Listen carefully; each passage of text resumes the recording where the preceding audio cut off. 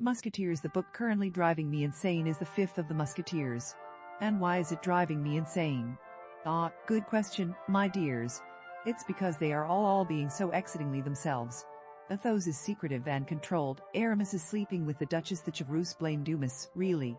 And getting involved in conspiracies, Porthos is dropping hammers on his own head, leaving D'Artagnan to actually talk to the neighbors of the victim. I can't give you more than the first chapter, because it is not ready for public consumption yet, but here is the first chapter. The rest will be ready come Monday. Has to be. It's dropped a date for my publisher.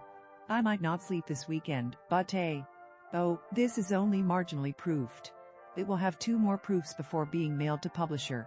For now, y'all just have to live with it. Those who live by the sword, the honor of a musketeer's servant, all for one. Athos was not used to being looked at with suspicion and hostility, much less when the suspicion and hostility came from mere commoners, a confused rabble of women and children, servants and passerby, the dregs in crowds of early afternoon in Paris.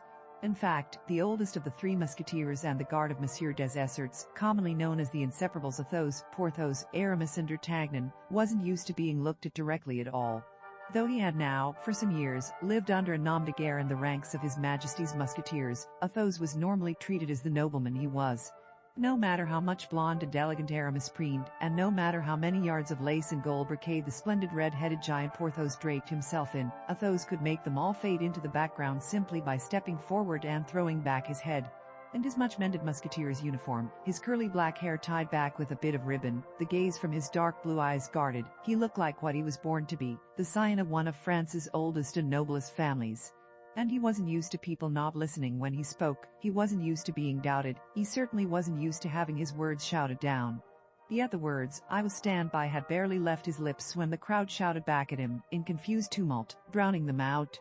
What the crowd shouted, "Murder and thief and hang him," was not directed at the musketeer himself, but Athos could not have been more surprised if it had been. If you like this content and want to support this channel, the blog, and Sarah's continued writing, please like and subscribe. If you really enjoy the content, please come and join the fun at accordingtohit.com.